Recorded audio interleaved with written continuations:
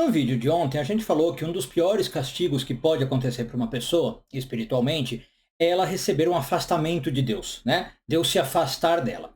Mas a gente vai ver hoje que, na verdade, isso nunca acontece totalmente. A gente sempre vai ter algum tipo de conexão com o divino. Como é que isso funciona? Por que que funciona? Que metáfora a gente usa na Kabbalah? Você descobre no vídeo de hoje.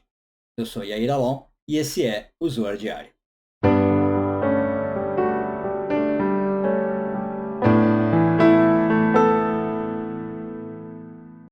Essa semana continuamos a ler a porção de Bechukotai, hoje focando nos parágrafos 50 e 51 do Zohar, nono ano de leitura. Caso você queira, antes de ver esse vídeo, ver o vídeo de ontem, tá? Pode ser interessante só para fazer aí uma conexão dos dois. Mas se não, é o resumo do que eu falei antes da vinheta, né? A gente viu que uma das piores coisas que pode acontecer é a gente receber um afastamento de Deus. E a Kabbalah diz que isso geralmente vem, ou em todos os casos vem, por nossa causa, né? Nós fazemos algumas coisas que são consideradas pecado, não no sentido religioso, e que podem causar essa punição, né? Esse afastamento.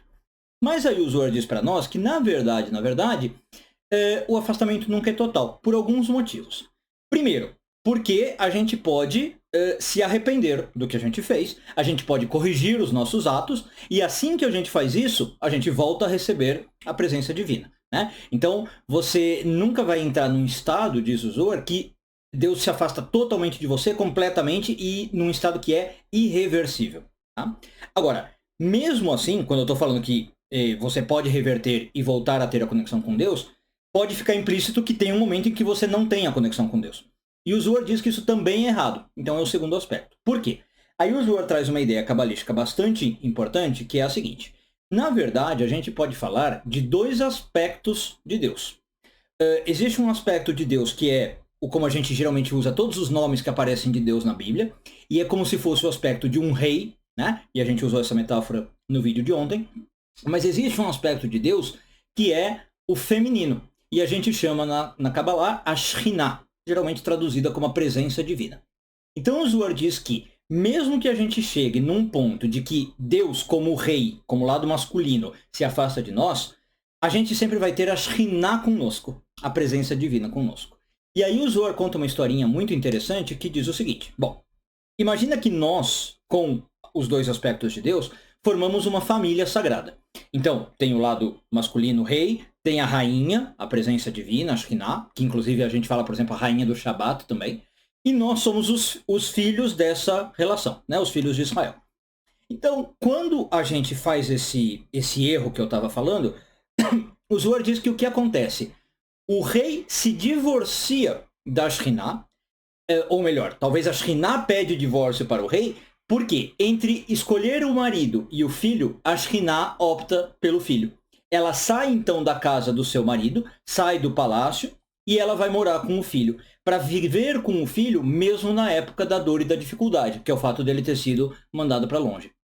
Então, por isso, o Zohar acaba concluindo que você tem uma desconexão do divino, mas não é total. Sempre um aspecto do divino está com você. E não é à toa que na Kabbalah, essa Shekhinah entra como justamente a ideia de uma mãe protetora, né? De uma mãe que acompanha seus filhos e que está com ele mesmo na hora difícil. Veja, não é o lado paterno que é representado por isso, né? Mas o lado materno. Bom, agora, quando a gente entra nessa ideia, também aparece uma ideia muito importante para Kabbalah, e que na verdade está bem explícita na Bíblia, de que a nossa relação com o divino é uma relação, digamos, de um pacto, né? A gente faz uma relação com o divino, e Deus faz uma relação conosco, em que a gente estabelece como se fosse um acordo comercial, né? O que é um acordo? Ele envolve duas partes, e as duas partes têm deveres e obrigações. Deveres e responsabilidades. Então, aparecem, como eu disse, em vários momentos da Bíblia, desde quando Deus aparece para Abraão e fala para ele fazer um pacto, que é a circuncisão, depois quando Deus aparece no Monte Sinai e faz um pacto com o povo de Israel, a ideia de que a nossa relação está pautada por um acordo sagrado. Né? E este acordo, então, ele tem que ser, como eu disse, cumprido tanto da parte de Deus como da nossa parte. Quando nós, israelitas, filhos de Israel, povo de Israel, quebramos esse pacto, a gente acaba rompendo a harmonia, né, da nossa relação. E isso também é simbolizado, então, pelo divórcio, percebe? Exatamente a mesma ideia. Imagina que é um casal que fez ali os seus votos nupciais, mas quando eles começam a desandar na relação, dependendo do grau, eles podem pedir o divórcio, né? E acaba rompendo essa relação. Então, qual que é a ideia que a Kabbalah vai trazer?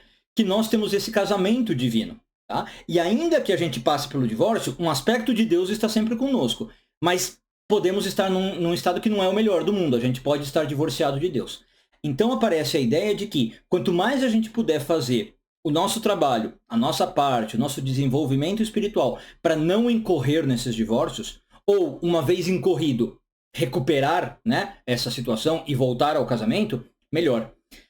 O que isso simboliza? Que a gente tem que estar o tempo inteiro preocupado com as consequências das nossas ações, né? Esse é basicamente o tema de toda a porção de Bechukotai. A gente saber que a cada pensamento meu, a cada emoção, a cada ação, a gente pode estar fortalecendo o nosso casamento com o divino, a nossa relação com o divino, ou, Deus nos livre, criando esse divórcio. Que, de novo, embora seja o divórcio, ainda temos uma ligação com Deus, né? Mas o ideal é que a gente não vá, claro, para esse lado do divórcio. Então, pensar nas minhas ações, nos pesos das minhas ações, para que aí eu possa sempre ter uma relação harmoniosa com o divino, um casamento feliz, um casamento saudável, e aí eu realmente crio todo um ambiente familiar, né, de intimidade e de conexão com o divino, bastante harmonioso. Um bom dia a todos e tudo de bom.